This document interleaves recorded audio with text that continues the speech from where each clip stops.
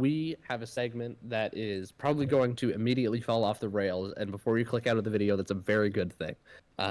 So what we're doing is there is this excellent article on Sports Illustrated, written by Connor Orr, who is an absolute legend.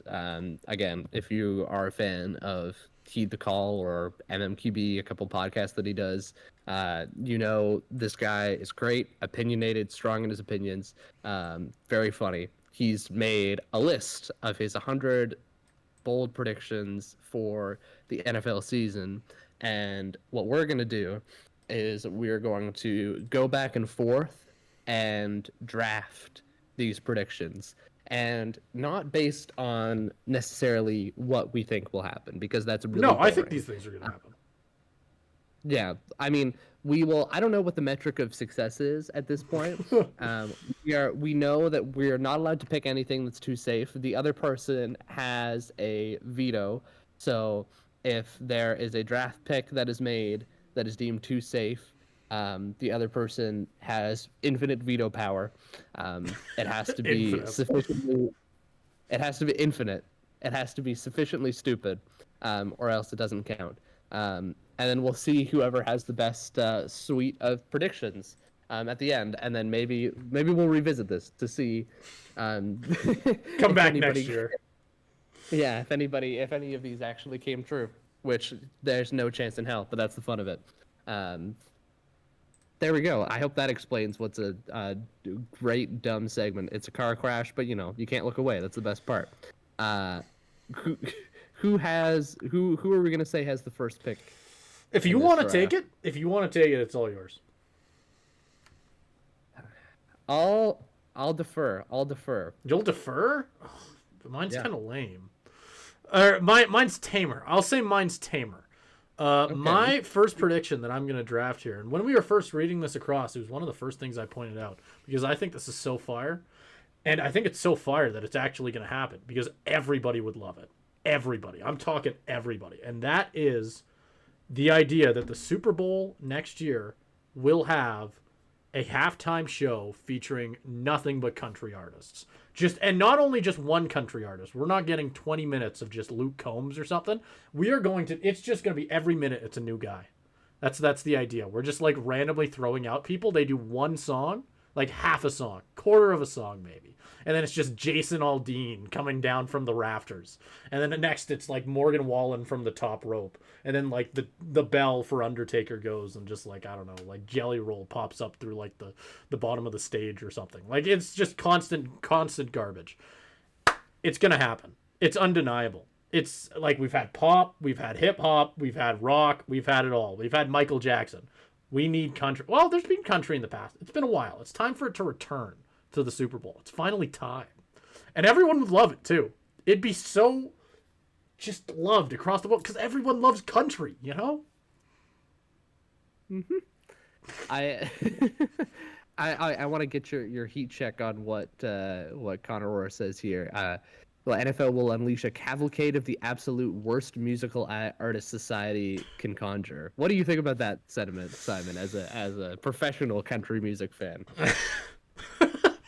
Okay, I will say, like, in seriousness, if you want my professional opinion, big fan of Luke Combs. Luke Combs is my favorite artist. He's great. Jason Aldean? I don't know about worst. He's not the best. He's not the worst. He's middle of the pack. Morgan Wallen these days is getting there. Some of his newer songs they're getting there. Listen to Miami if you want to know what I'm talking about. Look up Morgan Wallen Miami featuring Alvin and the Chipmunks. You'll find it. Yeah, it's killer. It's a killer song right there. Jelly Roll's good. We don't take the Jelly Roll. People gang up on him because of his name, because it's kind of silly, but he's good. Everybody loves country. I really fucking hope this prediction doesn't come true. Let's just say that. I think it will. I think this is dead on the money. We have Kendrick, and then the quality just takes the nosedive. The year after that, it's like I don't even know. I don't. What do you follow up the country? What do you follow up the, like? It'd be the hip hop version of like. You bring back Maroon 5. Yes. Adam Levine takes the shirt, but even more. Takes off his skin. He's just like,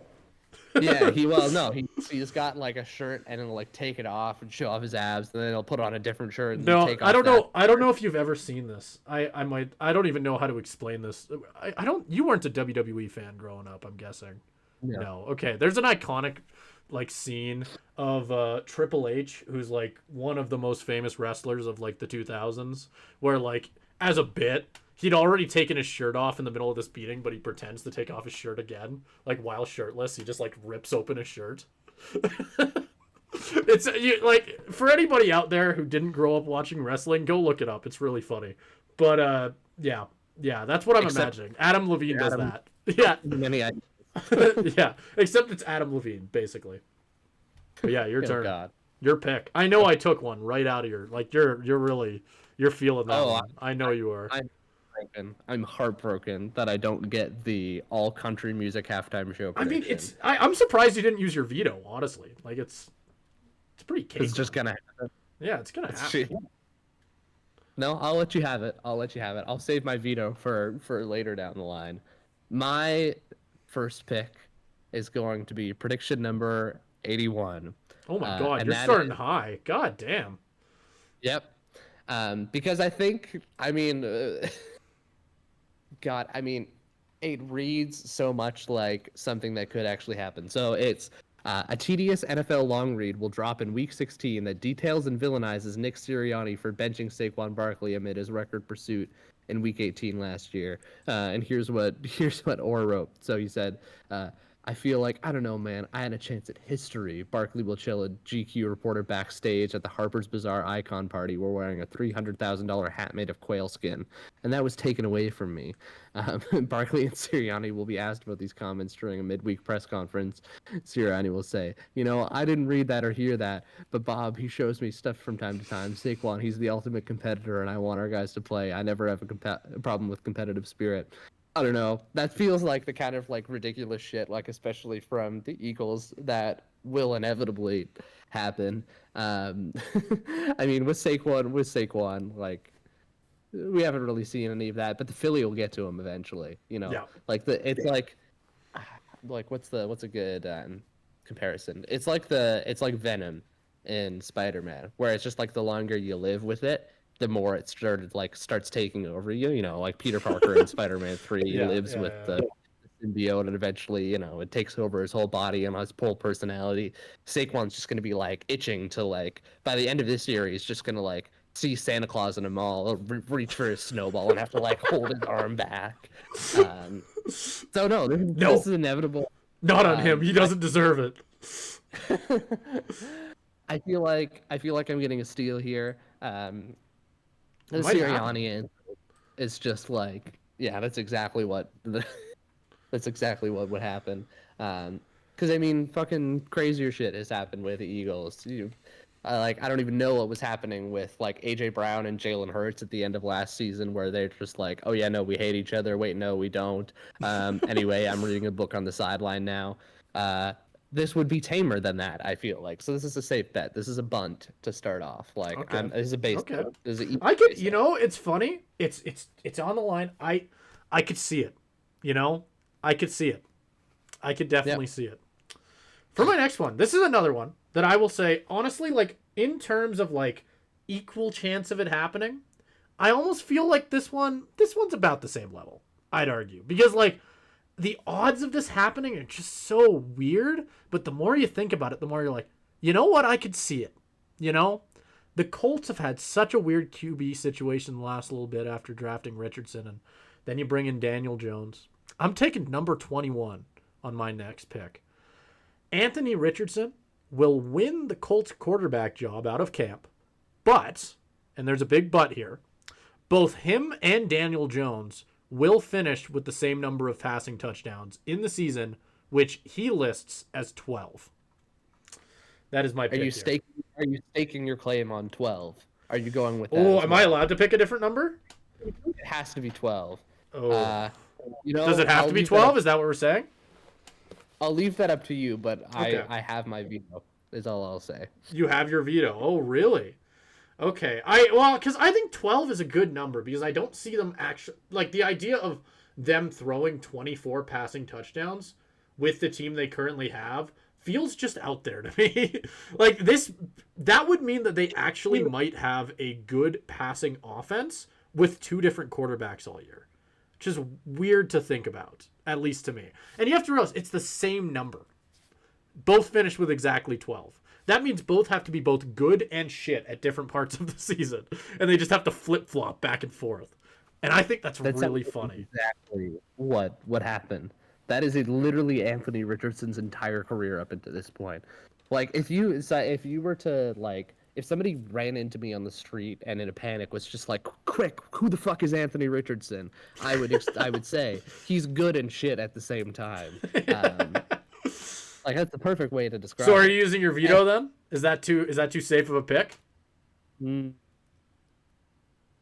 Are you sticking with 12? It has to be exactly 12. Or are you changing the number? I'd be willing to go higher. We could say like 15.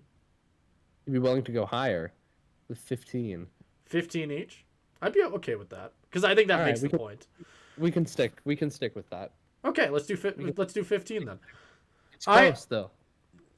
You think it's close? Really? Considering some of the other ones that I could force you to pick. Hey, you can't force me to do jack shit. There's 100 here. Are we just gonna like go down the veto list? Miss Picky over there is gonna like try and like make me. Oh yeah, pick 99, buddy. You have to. I'm gonna veto until you have to pick 73, and I think you know which one that is.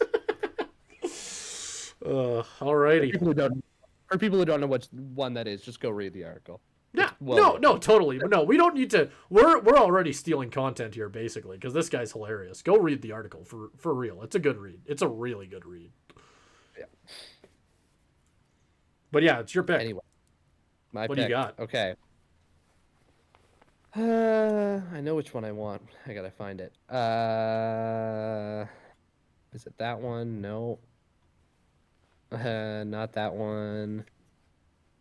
I know generally what the vibe is. There we go. Okay, I'm going to pick number 18 is going to be my next pick. And that is the NFL will float a trial balloon for a draft lottery as the sport drifts further and further away from an actual athletic competition and more into an engine for various pieces of content.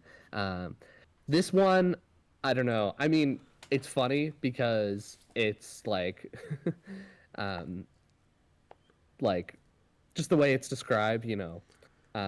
During a sleepy mid-November Monday Night Football game in which both starting quarterbacks are injured and neither team has a winning record, Adam Schefter will drop a bombshell about the owners potentially considering a pivot towards the ping pong ball strategy. Like, it sounds kind of ridiculous, but at the same time, I have heard like a decent amount of people being like, should the NFL do a draft lottery? Like, is this something that could be interesting? And I feel like the NFL like is totally on that shit where they see that the NBA makes it this whole event where, you know, it's this big thing. There's all this drama, and you know, like it creates all this conversation, even if it's like more negative conversation, like with the Mavs getting the first pick after trading Luka, and people being like, "Oh, it's rigged." Like, you know, it gets people talking about the NBA. But the NFL could do that, where they get people talking about the NFL again in like March where there's no NFL football going on, and so they just continue to dominate the news cycle. Like, have you seen how much they've hyped up the fucking schedule release? Like, you give the NFL a draft lottery, that shit would be pulling in 50 million viewers by like the first minute. As soon as that goes up, that's like getting half of America to tune in. Like, that's what the NFL does. So yeah, I think I could totally see this happening. I would not be shocked at all that if the NFL decides to pivot to a draft lottery, even though they have been one of the holdouts for it for a long time. It's funny because this one you're almost arguing for why it could happen, and that makes me feel like it's a veto-worthy pick. But at the same time, to play devil's advocate, and honestly, in your favor here, I'm in your favor. Because I don't think the NFL will do this. And the funny thing is, I almost feel like I'm more in favor of them doing it because of the fact that it would just... It's the same reason that every other league does it, is just the fact that... Except like baseball, I think. I think baseball doesn't have a draft lottery. Yeah. But NHL, NBA, Like, obviously, they do draft lotteries. And the big logic behind it is it promotes teams not necessarily tanking, right? Because you don't have the guarantee you'll get the first overall pick if you're the worst, right? So it would promote teams to maybe be a little bit more hesitant towards, having, like, I don't know. Like, you can think of all the terrible teams that some franchises have put out just for the chance to, like, draft Caleb Williams, for example, right? And stuff like that. Like, there's a bunch of examples of crap like that happening. So at the same time, I could see a world where they do it, because in my head, it makes perfect sense why they would. But at the same time, the NFL is one of those very many sports. They're kind of like baseball in the sense where fans don't like change. Like, they want things to stay the way it was. And I feel like that'd be one of those things where fans would just be like, why? We don't want this. I don't know. Maybe you disagree with me. I feel like the public reception to something like that would probably not be good. I feel like it wouldn't either, but I also feel like the NFL is way more willing to change than the MLB is. Yes. Like, I could totally absolutely. Yeah. I'm not saying it'll be received well. This is why part of the prediction is that it'll be released during a Monday Night Football game that nobody cares about, where both starting quarterbacks are injured. That's why you do it then, because you want it to fly under the radar until they can, like, make it into a big event, and then all of a sudden it's like, wow, this is the greatest thing since sliced bread. Look at us. Watch the, like, fucking Patriots get the first pick, like, start that dynasty again. Stuff like that. Yeah. Alrighty. So my next pick in the Sports Illustrated Top 100 Bold Predictions draft will be number 39. Holiday touchdown, a Bills love story, will fail to capture the magic of its predecessor done with the Kansas City Chiefs. And basically the argument here is sequels never succeed, man. Like, you can, like, think of all the sequels that have been good. There's only a handful. Like Empire Strikes Back. I'm not a movie guy. I'm sure there's plenty of movie people out there who can think of other ones, but, like, it's a tough I have a tough time thinking of sequels that succeed. And I don't know, as anticipated as this movie's going to be, as much as people will be lining up to go see it, I don't know if it'll be able to live up to the absolutely enormous 6.4 on IMDb. Caleb, I don't think it's going to happen. I don't know if they can touch that. That's a ceiling that might just be too high. I don't know. I mean, we talk about safe predictions, though. The context of this one is that you're getting this prediction from the Hallmark movie aficionado that is Connor Orr. The background behind that is that Connor Orr is famous for during the holiday season. I think he said that he watches, like, hundreds upon hundreds of Hallmark movies. Oh my god! So he's, like, genuinely like a fiend for this shit. And so when he says that she touchdown, I don't even. What you're saying is it's like Hallmark Jesus came down and, oh my god, the mistake I have made. So this is like, I don't know. You're basically just reading scripture. Like, I don't know. This feels a little safe to me. I don't know. God, I don't know, Caleb. Vetoed? Oh my gosh. Damn, I did not think that'd be vetoed. Number one Hallmark movie fan. This is too safe. This is too safe. Damn. Take a bigger risk. Oh my gosh, that really puts me in a bad spot, because, I definitely don't have a list of all of the best ones that you won't even see fucking coming. Ladies and gentlemen, you're not ready for this one. And it's very, very on...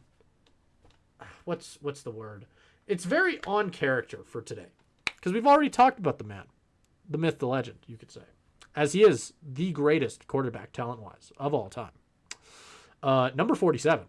Aaron Rodgers will actually have a good reason, not a nefarious one, or not an overly intellectualized one, for delaying his signing with the Pittsburgh Steelers. His only evidence of this is call it a gut feeling. That's all he says. And you know what? I agree with that gut feeling.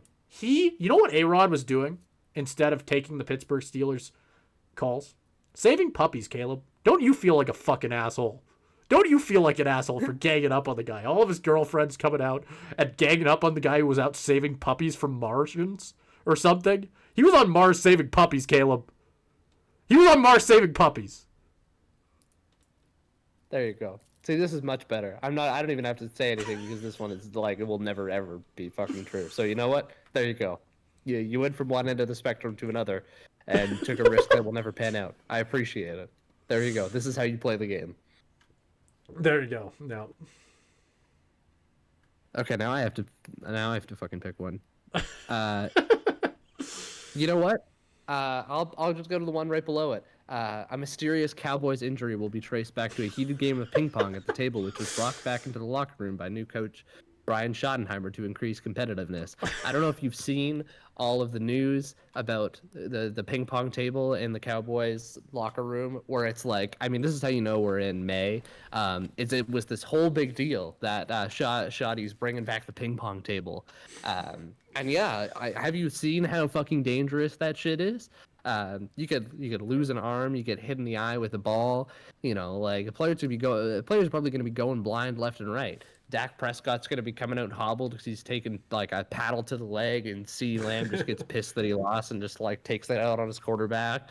You know, that one's for beating me. This is how you make a pass. Yeah, I'll show you how to make a pass. It domes him right between the eyes.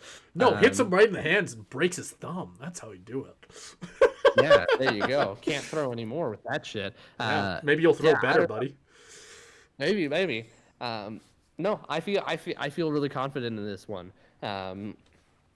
Which will the only potential downfall is that if the Cowboys are terrible to start the season, then you get the trope of, you know, we're removing the ping pong table to focus on football and, you know, what really matters here, and like trying to like lock the team in. If the Cowboys are like 0-4 and they pull the ping pong table out by week 5, then I might be in trouble if we don't have enough time for the resentment to simmer and players to take their anger out at the ping pong table. So that's the only potential slip up, but otherwise I feel good about this pick.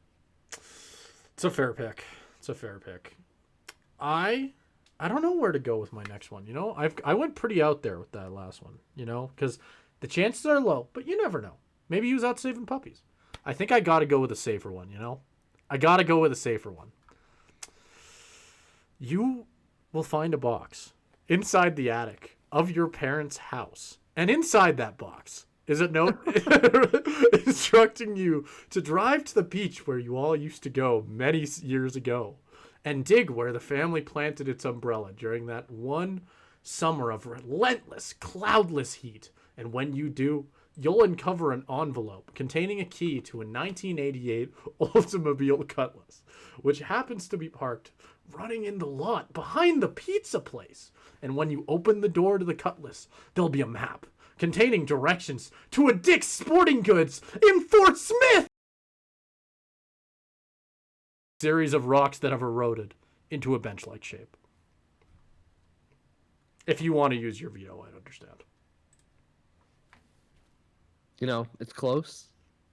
It's a little bit like, you know, it's one of those where, like, I almost lose a little bit of respect for you as an analyst, because there's some predictions that are just like, they're not even really predictions because they're so set in stone. It's like, I don't know. It's like saying the Browns are going to miss the playoffs this year, or like saying like fucking Lamar Jackson is going to be good this year. You know, like some things are just so like an absolute like home run that you don't even have to think of them. And this is where this falls in. And in fact, it's probably even worse. So, you know, Simon, I hate the pick. I really want to use my veto on this here because it's such an obvious, like, you know, home run hit for you. But I feel bad. I used my veto on the last one. You know, I appreciate letting me have this one. No. So I'm going to, you know, you get a free one. You're at least going to get 1 out of 5. So at least you can take that solace with you. Take that with my pick. All right, your next pick. Anyway, for the people who are actually making bold picks, we are gonna go. Where do I go next? See, I'm just like totally deciding this on a whim. Let's keep this going with. Uh, okay, this one I actually like. This one is less like this one's less funny, but I do think it's an interesting one. Kyler Murray will play his final snaps for the Arizona Cardinals. Oh. So I think this one's actually kind of interesting, um, because I think the Cardinals are just a trash heap of a franchise. Like people always seem to kind of get on the Cardinals hype train, and then whenever anybody thinks the Cardinals are any good, they inevitably shit the bed and fall apart. And Kyler Murray has been at the heart of a lot of those teams, and it's just always like kind of weird with him because he's been like perennially good, not great. And then anytime you see flashes of him taking that next step, he either just like completely shits the bed or gets hurt or the team falls apart. Where it's just like even last year where they were at the top of the division and then the Seahawks came out and kicked their ass like 2 times in 3 weeks and they just completely fell off the face of the earth. Um, I don't know. I think it'll be really interesting. I don't know. The thing with the Cardinals is where the fuck are they going to go after that? My answer is hopefully back to the purgatory of 4-12 to which they belong. I'm really looking forward to that. I hope this one comes true. I think it'll be really funny. You know, I don't feel like it's that crazy either. Like he hasn't done much so far in Arizona. Like they've had a few okay years, you know? Have they made the playoffs? I can't really. They made the playoffs once, and it was that terrible game against the Rams where Murray had that pick six. Right. Yeah, that is right. God. From his own end zone, just chucking it up in the air. Yeah. No. Okay, I do remember that. Yeah. And that was the year where they started like 11-0. No, like it wasn't that good, but they started like undefeated. Yeah. No, you're right. Yeah. Okay. And then they just like totally the wheels fell off at the end of the season. They still made the playoffs because they had like this absurd heater to start the season. But I don't know. Yeah. I don't know if it's that crazy, honestly. With how long he's been in Arizona, if something doesn't happen, like I know he's on a crazy contract, but teams have found ways around that in the past. I don't know. I kind of want to use my veto on this one. You use your veto on less. I feel like I could see this happening. I could see a world. I'm gonna veto this one. I could see a world where this happens. Okay. Kyler, I feel like is on his last legs in Arizona. I actually agree with that prediction. All right. We're just gonna go one up then. Derek Carr will appear in an NFL game. Derek Carr obviously retired, as it was in the news like last week or some shit. But yeah, there's no way. I think it's just that he wanted to get the hell out of New Orleans as fast as he could, and you know what? I don't blame him. If I was stuck in New Orleans for any amount of time in the foreseeable future on that football team, I'd want to get the hell out too. Prepare for the inevitable Derek Carr to Pittsburgh retirement tour when Aaron Rodgers smokes too much ayahuasca or whatever the fuck he does. That would have been a terrific. Like that would have been a terrific prediction as well. Aaron Rodgers gets too high to play during their week 9 game against whoever the hell, and at halftime, in comes Derek Carr on one just in a wheelchair. Well, that's the thing. Like, is he injured? Right? Like, I don't know. Is he? Does he do the thing where he like throws the cast off or whatever? Because I don't know. Oh, he throws where he kind of limps out like on a. Fucking on crutches, you know, and then like people start to laugh at him and point and go like, he's not gonna do anything. Then he pushes the crutch away, and everybody's like, yeah. Oh. And then he throws for 16 touchdowns in the game. It'd be so sick. It's like Willy Wonka, where he's like does the little limp, and then like as he's walking with a cane, and then as he falls, he does a somersault and like pops up, and like yeah. That's I like your idea more actually. That's way better. No. If you've seen the clip of that, you know what I'm talking about. That'll be Derek Carr. I mean, like he pivoted so fast from like he was in like some sort of mega church talking about how like there's a report by Deanna Rossini saying that like the injury is more serious than they thought, and he's like talking to his church about this. In his words, I think it was this crazy lady who's going on and like spreading lies about his injury, and then he's like, never mind, I'm retiring because of how bad the injury is. Which one is it? Who knows? their car in the Steelers uniform 2020, 2025, 2026. Ooh. Who Are you knows? saying for your prediction that he has to end up in a Steelers uniform if he comes back? You know what? Sure. Okay. Yeah, I'm down for that. I would have given it to you either way, but I think it's a lot funnier if he ends up in a Steelers uniform. Yeah, it has to be the Steelers. No, Okay. I'm doing that. Let's do it then. All right, are we done or are we picking more? I think we said 4, I think, and I think that's 4 each. Okay. There you go. Our predictions. There will be no other predictions for this year's NFL season. Remember last year when we did like a 10-hour long series with all of our predictions for every team? Nah. This is it. This is the only This is it. Yep. Yeah, no, we're calling it actually. See you in October, NFL fans. We're not talking to you for a while. Adding another prediction though. Oh. Bengals in the Super Bowl, baby! Third year in a row. I'll give it to you. I'll give it to you. I'll give it to you. You get 5. You get 5. You get Easy. 5. Bengals number 5. Your number 5 pick. You're like pulling the goalie. Pulling the goalie. You're getting an extra pick in there. Out of nowhere from the top rope, Bengals to the Super Bowl. To win the Super Bowl. Oh, easily. Easily. Not even going to break a sweat doing it. I respect Undefeated. it. I respect it. You willing to jump in the ocean if you're wrong? Yeah. No, I'm not. No, I'm not. No, I'm not doing no. We ain't doing a part 2. Too much money, too high of a production budget. Nah, that ain't in the yearly like. demanding $1 million contract to be back for the second video, so I don't think we can. Financially, we can't afford it. No, this podcast might make $1 million, but like, how am I supposed to like afford my rampant drug addiction? It's that that comes with podcasting. Yeah, you're using the stuff that Stephon Diggs had on his boat. If you've seen that. News. Yeah. And that and my $19 million house and my $16 million Jaguar. And that's the animal, not the car. I wouldn't buy a Jaguar. How am I supposed to afford that when we're supposed to give Ryan like $1 million to edit another video? Yeah. It's not gonna happen. It's the struggles of us multi-billionaires, you know. Yeah. God, I wish that was my problem.